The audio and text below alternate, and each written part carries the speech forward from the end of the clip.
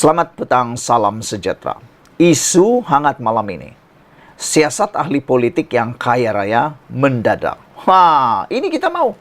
Sebelum saya teruskan ulasan laporan tentang isu kali ini, saya nak memberikan buah pikiran saya dan saya harap Anda share. Share lah di mana-mana media sosial, di TikTok kah, Instagram kah, di Facebook kah, di mana sekalipun.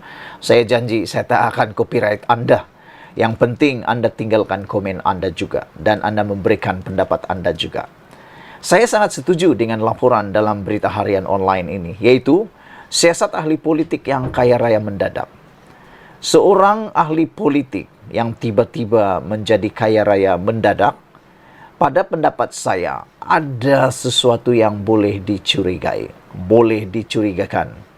Itu sebab ada rakan saya mereka kata begini, lebih baik ahli politik yang mengikuti ahli politik, menjadi ahli politik ini adalah orang yang dah kaya raya sedia, yang memang dah kaya sedia. Sebab ada jugalah alasan mereka, ada juga fakta atau sebab huraian mereka, pendapat mereka itu. Mereka kata, kalau ahli politik itu dah kaya raya sedia, kuranglah. Mereka kata, kuranglah potensi, risiko untuk mereka menyakau duit rakyat, menyakau duit negara. Selain daripada itu, mereka boleh menggunakan keuangan, sumber pribadi, dana pribadi kekayaan mereka untuk membantu rakyat di kawasan mereka. Karena kita tak boleh elak. Rakyat akan selalu berjumpa dengan orang-orang ini. Ada yang datang nak minta bayar inilah, nak minta bantu itulah, nak minta bantu inilah. Bahkan nak pergi ke hospital pun kadang-kadang cari YB. Bila selalu jumpa YB, maka sebab itulah YB ini bukan selalunya kaya terus kan. Mereka akan terdoronglah mencari di sana sini, kurik di sana sini. Jadi kalau YB itu memang kaya raya sedia, risiko untuk mereka untuk menyakau duit rakyat, menyakau duit kerajaan, mencuri duit dana kerajaan adalah lebih rendah. Tetapi kalau wakil rakyat itu atau ahli politik itu sudahlah tidak ada pendapatan yang tetap, hanya pandai bercakap tapi tiada hasil duitnya, maka mungkin risikonya lebih besar untuk menggunakan atau mencuri duit rakyat. Tapi yang betul-betul kita sakit hatilah kan. Kadang-kadang kita sakit hati, kadang-kadang kita mau marah juga, ialah pada asalnya seorang ahli politik itu sebelum dia mengikuti kancah politik atau sebelum jadi YB, dia hanya orang biasa-biasa. Rumahnya biasa saja, keretanya hanya biasa saja, keretanya hanya 1 atau 2 biji saja, jam tangannya hanya 1 saja, apalagi ya, semuanya saja, istrinya 1 saja. Apa pendapat kamu?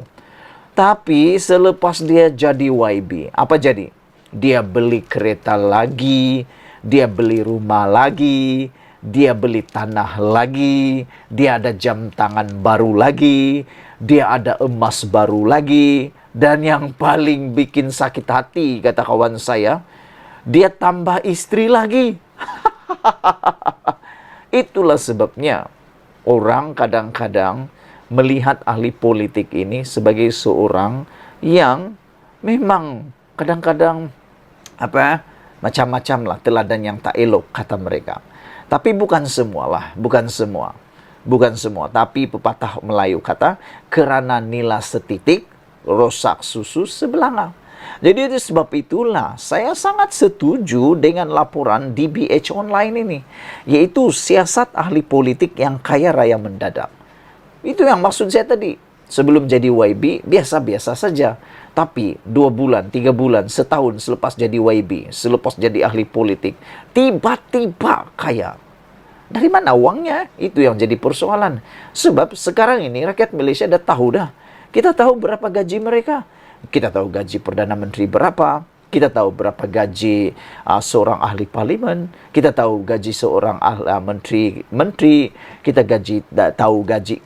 Hampir semua sudah tahu gaji mereka ini. Dan tidak akan, mustahil lah mereka tiba-tiba jadi jutawan. Hampir mustahil lah mereka ini tiba-tiba jadi bilioner. Hampir mustahil lah dalam masa satu bulan ke 2 bulan ke 3 bulan ke 4 bulan ke 5 bulan 6 bulan tiba-tiba tambah pula Ninja King, tambah pula kereta baru 5 6 7 dan tiba-tiba tambah istri baru pula. Itu yang membuatkan kita sanksi. Curiga lah di sana kan, dari mana uangnya? Kalau bukan daripada aktiviti yang tak elok, yang tak baik, dari mana uangnya? Itu persoalan dia. So, kita setuju. Siasat ahli politik yang kaya raya mendadak. Kalau kamu setuju dengan saya, Anda sependapat dengan saya, share video ini dan Anda tinggalkan komen Anda. Suruhanjaya Pilihan Raya SPRM perlu menyiasat ahli politik yang menjadi kaya raya secara mendadak selepas berkuasa. Saya sangat setuju. Common SPRM, siasat melalui pengisytiharan harta. Sebelum jadi YB, istihar harta dulu. Itu yang paling penting. Sebelum ini saya pernah buat konten ini. Saya kata ahli parlimen ataupun adun yang mau bertanding perlu istihar harta dulu. Supaya nanti jadi adun kalau menang. Supaya nanti jadi ahli parlimen kalau menang. Mereka akan ketahuan kalau tiba-tiba kaya raya. Jadi SPRM ada datanya. Jadi kita menyeru SPRM siasat semua ahli politik yang tiba-tiba jadi kaya raya secara mendadak. Presiden Pemerhati Rasuah Malaysia MCW Jais Abdul Karim berkata, pengumpulan harta ketika berkhidmat seolah-olah sudah menjadi kebiasaan dalam kalangan ahli politik. Telah menjadi adat kepada ahli politik di negara ini yang tiba-tiba menjadi kaya raya ketika mereka berkuasa. Syak dan kebimbangan mengenai kemungkinan mereka terbabit dengan rasuah dan penyalahgunaan kuasa pasti ada. Walaupun ia tidak secara otomatik menunjukkan rasuah. Peningkatan kekayaan yang ketara ini menjadi petunjuk jelas potensi pembabbitan mereka dalam kegiatan rasuah, katanya dalam kenyataan hari ini. Mengulas lanjut, Jais berkata, kegiatan rasuah membabitkan penyalahgunaan kuasa oleh ahli politik demi keuntungan pribadi akan memberi kesan buruk kepada pembangunan negara. Penimbunan kekayaan secara tiba-tiba boleh menunjukkan bahawa ahli politik terbabit dalam amalan rasuah seperti menerima suapan, menggelapkan dana awam atau terlibat dalam aktiviti kewangan haram termasuk mencuci duit haram. Mereka boleh terbabit dalam nepotisme dan kronisme seperti mengayahkan individu tertentu sama ada rakan atau ahli keluarga dengan memberikan kontrak, projek atau faedah yang berkaitan katanya.